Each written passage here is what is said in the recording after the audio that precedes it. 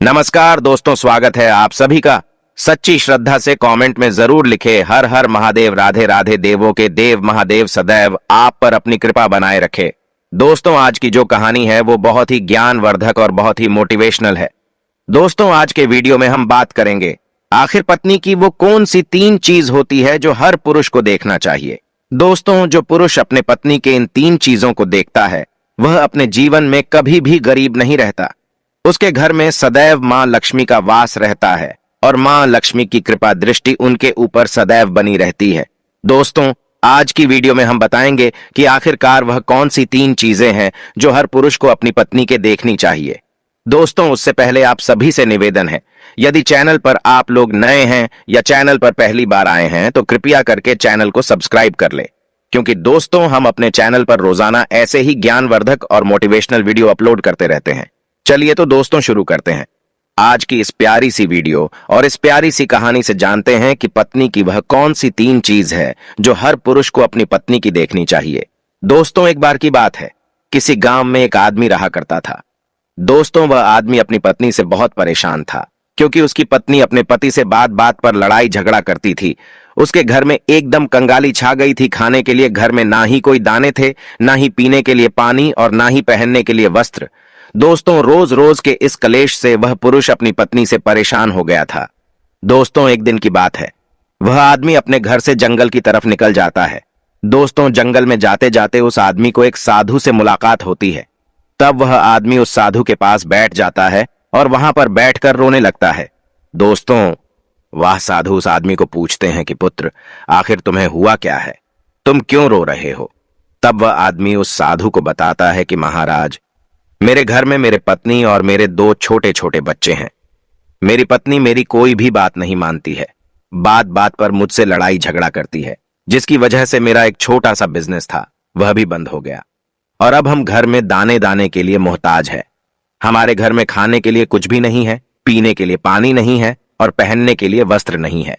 लेकिन मैं अपनी पत्नी को समझाता हूं कि लड़ाई झगड़े ना करें, इसके बावजूद भी वह घर में रोज लड़ाई झगड़ा करती है। इस वजह से मैं बहुत दुखी हूं और बहुत परेशान हूं, इसलिए मैं घर छोड़कर आपकी शरण में आया हूं। दोस्तों, वह साधु महाराज उस आदमी को बोलते हैं कि पुत्र तुम रो मत, आज मैं तुम्हें ऐसे 3 चीज बताने जा रहा हूं। जो पुरुष अपनी पत्नी की 3 चीजों को देखता है वह पुरुष अपने जीवन में कभी भी गरीब नहीं रहता है और ना ही उसके घर में कभी लड़ाई झगड़े होते हैं और उसके बिजनेस में तरक्की होती है। दोस्तों, तो वह साधु महाराज उस आदमी को बताते हैं कि मैं तुम्हें जो बातें बताने जा रहा हूं उन 3 चीजों को गांठ बांध लो। तब वह आदमी उस साधु महाराज की बातें बहुत गौर से सुनता है और साधु महाराज से बोलता है कि प्रभु, आप मुझे जल्द से जल्द बताइए वह कौन से 3 चीज है जो हर पुरुष को अपने पत्नी की देखनी चाहिए। दोस्तों, तब वह साधु महाराज उस आदमी को एक कहानी सुनाते हैं। तो चलिए दोस्तों, गुरुजी से ही सुनते हैं इस कहानी के बारे में। दोस्तों, किसी नगर में एक सेठ रहा करता था। उस सेठ का बहुत बड़ा व्यापार था। उसके घर में सेठ और उसकी पत्नी रहा करते थे। उस सेठ और सेठानी में आपस में बहुत प्रेम था। उनके घर में कभी भी लड़ाई झगड़ा, किसी प्रकार का कोई अंधा क्लेश नहीं होता था। इसलिए उसके घर में सदैव मां लक्ष्मी का वास रहता था और उनके बिजनेस में दिन दुगनी रात चौगुनी तरक्की होती थी। उन सेठ सेठानी में इतना प्रेम था कि आसपास के लोग उनके इस प्रेम को देखकर जल जाया करते थे। दोस्तों, सेठ और सेठानी के इस प्रेम की मिसाल हर गांव वाले देते थे। ऐसे कर करके उस सेठ और सेठानी की बात उस गांव की राजा तक भी पहुंच जाती है। दोस्तों, जब सेठ सेठानी की बात उस राजा के पास पहुंचती है तो वह राजा भी उनके प्रेम की मिसाल की तारीफ करते हैं और कहते हैं, हमारे गांव में एक पुरुष और स्त्री ऐसे भी है जिनके घर में कभी भी लड़ाई झगड़ा नहीं होते हैं। उन दोनों में आपस में इतना प्रेम है कि जितना मैं आज तक अपनी जिंदगी में कभी भी नहीं देखा। दोस्तों, एक बार की बात है, वह राजा पूरे नगर में ढिंढोरा पिटवाते हैं और कहते, इस राज्य में जितने भी लोग हैं वो सभी लोग अपने अपने घर में दिया जलाकर रखेंगे। तब राजा की रानी अपने राजा से पूछते हैं कि महाराज, आखिरकार आप सभी के घर में दिया क्यों जलवा रहे हैं। राजा रानी की बात सुनकर रानी को बोलते हैं कि दीपक प्रेम की निशानी होती है। जिसके घर में दीपक जलता है उसके घर में सदैव ही प्रेम बना रहता है और मैं चाहता हूं कि जो प्रेम सेठ और सेठानी के बीच में है वही प्रेम हमारे इस नगर में, हमारे इस राज्य में हर पति और पत्नी के बीच में हो। इसलिए मैं हर घर में दीपक जलाना चाहता हूं। दोस्तों, राजा की सैनिक पूरे नगर में ढिंढोरा पीटते हैं और बोलते हैं सभी के घर में दीपक रात भर जलना चाहिए। दोस्तों, राजा की बात मानकर सभी नगरवासी अपने अपने घर में दिया जलाते हैं, लेकिन जैसे ही आधी रात होती है सभी के घर के दीपक बुझ जाते हैं। लेकिन उस सेठ और सेठानी के घर की दीपक कभी भी नहीं बुझती है, क्योंकि दोस्तों दीपक प्रेम की निशानी होती है, और जो सेठानी थी वह अपने घर की दीपक को सदैव जलाए रखती थी, जिससे सेठ और सेठानी का प्रेम बरकरार रहे। लेकिन दोस्तों, जो सेठानी थी वह अपनी मनमानी काम करती थी। उसका जो मन करता था वह वही काम करती थी। लेकिन सेठ को इस बात से कभी भी कोई दिक्कत नहीं होती थी, क्योंकि सेठ बहुत समझदार था। वह सोचता था कि यदि मैं अपनी पत्नी को रोक टोक करूंगा तो घर में बेवजह ही लड़ाई झगड़ा होंगे। दोस्तों, इसीलिए सेठ सेठानी की कई चीजों को और कई बातों को अनदेखा करता था। वह सेठ इसलिए अनदेखा करता था ताकि पति पत्नी में वह प्रेम और व्यवहार बना रहे। एक दिन की बात है दोस्तों, राजा और रानी अपने छत के ऊपर खड़े होकर अपने नगर का नजारा देख रहे थे, और वह राजा और रानी देखते हैं कि उनके पूरे राज्य में अंधेरा था, लेकिन सिर्फ एक सेठ और सेठानी का ही गांव का घर था जहां दीपक जल रहा था। दोस्तों, तब राजा रानी से बोलता है कि देखो सेठ और सेठानी में कितना प्रेम है। सभी के घरों का दीपक बुझ गया है, लेकिन सेठ और सेठानी के घर का दीपक अभी भी जल रहा है। इसका मतलब यह है कि इस सेठ और सेठानी में बहुत ही ज्यादा प्रेम है। तब रानी अपनी राजा से बोलती है कि महाराज, सेठ और सेठानी में जो भी प्रेम है वो इसलिए है क्योंकि सेठानी समझदार है, इसलिए सेठ के घर में प्रेम है। दोस्तों, जब राजा रानी की बात सुनता है तब राजा बोलता है कि नहीं महारानी, यहां पर सेठ ज्यादा समझदार है, इसलिए उनके घर में कभी भी लड़ाई झगड़ा नहीं होती है। दोस्तों, रानी बोलती है कि सेठानी समझदार है। राजा बोलते हैं कि नहीं, सेठ समझदार है। दोस्तों, सेठ और सेठानी की बात को लेकर राजा और रानी में बहस होने लगा। तब राजा बोलता है कि देखो, हमें बहस करने की जरूरत नहीं है, क्यों ना हम दोनों उनका एक परीक्षा ले, परीक्षा में जो पास होगा वही समझदार होगा।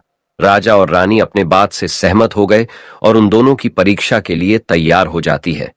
दोस्तों, तब राजा अपने महल में जाता है और अपनी दासी को बुलाता है, और वह अपने दासी से बोलता है, उस सेठ के पास जाओ और जो जो प्रश्न मैं तुमसे बोल रहा हूं वह तुम सेठ को बोलना। वह दासी बोलती है, ठीक है महाराज। फिर वह दासी राजा की बात सुनकर सेठ के पास जाती है। उसी समय ही सेठ की पत्नी बाजार गई थी कुछ सामान लेने के लिए। दोस्तों, तो वह राजा की दासी सेठ से बोलती है कि सेठ जी, मैं राजमहल से आई हूं, राजा साहब ने मुझे भेजा है। दोस्तों, वह सेठ उस दासी को बोलता है कि बताइए, मैं आपकी क्या सेवा कर सकता हूं, आप बैठिए, मैं आपके लिए पानी लेकर आता हूं। तब वह दासी सेठ से बोलती है, नहीं सेठ जी, मैं राजा की दासी हूं, बस आपके पास राजा के समाचार लेकर आई हूं। दोस्तों, तब वह सेठ बोलता है कि ठीक है दासी, आप मुझे बताइए राजा साहब ने क्या समाचार भेजा है मेरे लिए। तो दोस्तों, वो दासी सेठ से बोलते हैं कि सेठ जी, राजा साहब ने मुझे ये बोले हैं, यदि तुम अपनी पत्नी को छोड़ देते हो तो वह तुम्हें खूब सारे हीरे और जवाहर देंगे, तुम्हें राजमहल में एक अच्छे पोस्ट पर नौकरी भी देंगे। लेकिन सेठ राजी नहीं हुए। दूसरी बात, रानी ने राजा से बोला था कि नहीं, सेठ समझदार नहीं है, सेठानी समझदार है। दोस्तों, सेठ और सेठानी के बातों को लेकर राजा और रानी में फिर से कहासुनी होने लगी। तब रानी राजा से बोलती है कि तुमने सेठ की परीक्षा ली है, मैं भी सेठानी की परीक्षा लेना चाहती हूं। तब इससे बात क्लियर हो जाएगा कि सेठ और सेठानी में कौन ज्यादा समझदार है। तो वह राजा रानी को आदेश देता है कि प्रिय, तुम भी एक बार सेठानी की परीक्षा ले लो। तब रानी अपने राजमहल से एक दास को उस सेठानी के पास भेज दिया और अपने दास से बोलती है कि जो मैं तुम्हें बोल रही हूं ये सारी चीजें जाकर उस सेठानी को बोलना। तब राजा का दास उस सेठानी के पास जाता है। इधर से सेठ अपने काम के सिलसिले में कहीं बाहर गया हुआ था, घर पर सेठानी ही अकेली थी। दोस्तों, दास मौका देखकर उस सेठानी के पास पहुंचता है और सेठानी से बोलता है कि सेठानी जी, मैं राजमहल से आया हूं, मुझे रानी साहिबा ने भेजा है। दोस्तों, तब वह सेठनी बोलती है, ठीक है, बताइए किस लिए तुम्हें रानी साहिब मेरे पास भेजा है। दोस्तों, तब वह दास सेठानी से बोलता है कि रानी साहिबा ने बोला है कि यदि तुम अपने पति को छोड़ दोगी तो वह बहुत सारे हीरे जवाहरात देंगे, और अगर तुम अपने पति को मार दोगी तो वह तुम्हें अपने राज्य का आधा हिस्सा दे देंगे। दोस्तों, दास की बात सुनकर सेठानी तैयार हो जाती है और कहती है, ठीक है, यदि रानी साहिबा अपने राज्य की आधा हिस्सा मुझे देंगी तो मैं अपने पति को मार दूंगी। दोस्तों, तब उस राजा का दास उस सेठानी से बोलता है कि मुझे कैसे पता चलेगा कि तुमने सेठ जी को मार दिया है। दोस्तों, तब सेठानी राजा के दास से बोलती है कि मेरे घर में जो दीपक जल रहा है वह तुम्हें दिख रहा है। तब दास बोला, हां, दिख रहा है। तब सेठानी उस राजा के दास से बोलती है कि जब मैं अपने पति को मार दूंगी तो मैं यह दिया बुझा दूंगी तो तुम्हें पता चल जाएगा कि मैं अपने पति को मार दिया है। अब वह दास सेठानी की बात सुनकर राजमहल को वापस लौट जाता है और राजा और रानी से यह सारी बात बताता है। सेठानी की बात सुनकर रानी बहुत अचंभित हो जाती है और रानी को स्त्री जाति से नफरत होने लगती है। दोस्तों, तब वह राजा अपने सारे दास दासियों के साथ सारे सैनिकों को बुलाता है और बोलता है, देखो, मैं यह नहीं चाहता हूं कि राजा और रानी के वजह से किसी निर्दोष की जान जाए। तुम ऐसा करो, उस सेठानी के घर जाओ और उस सेठ को सारी बातें बता दो और उस सेठ को बचा लो। दोस्तों, इधर दास और दासी सेठानी के घर पर जाते हैं और सोचते हैं कि सेठानी तो सेठ को रात में मारेगी और दिया भी बुझाएगी। इससे पहले ही हम सेठानी के घर में हमला बोल देते हैं।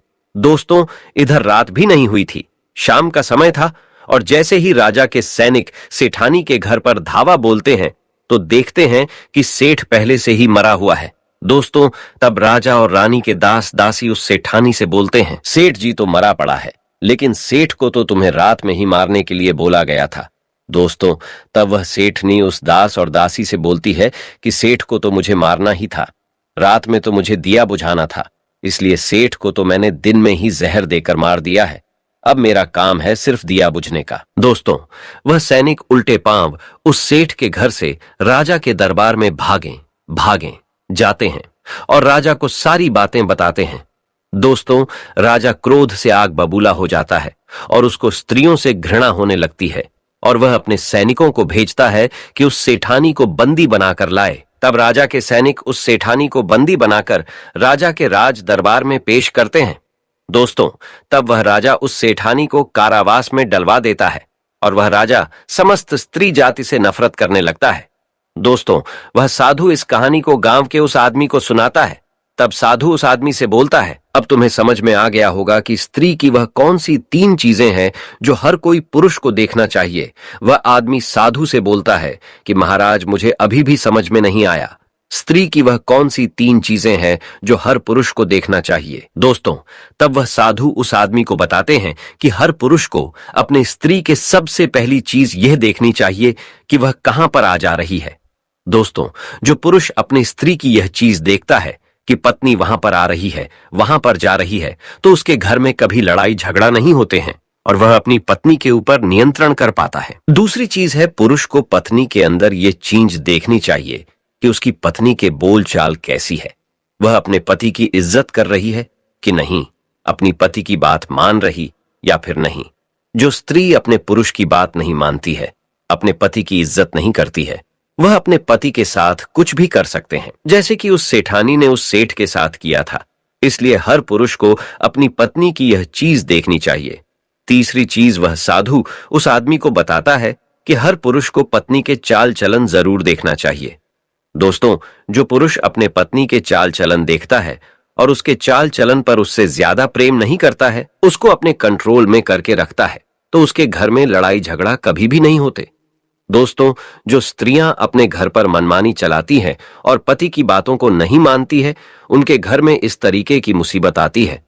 दोस्तों, ये 3 बातें वह साधु महाराज उस आदमी को बताता है और फिर वह आदमी इन 3 चीजों को गांठ बांध लेता है और साधु को प्रणाम करके अपने घर पर चला जाता है। दोस्तों, मैं उम्मीद करता हूं आपको इस कहानी से बहुत कुछ सीखने को मिला होगा।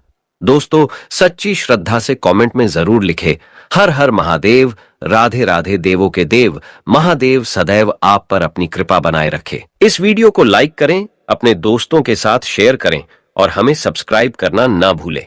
और हां, इस वीडियो से कोई भी सवाल है तो आप कमेंट बॉक्स में जरूर लिखें, और आपके पास कोई भी सवाल नहीं तो हर हर महादेव जरूर लिखें, क्योंकि आपके कमेंट से वीडियो बनाने का मोटिवेशन मिलता है। धन्यवाद।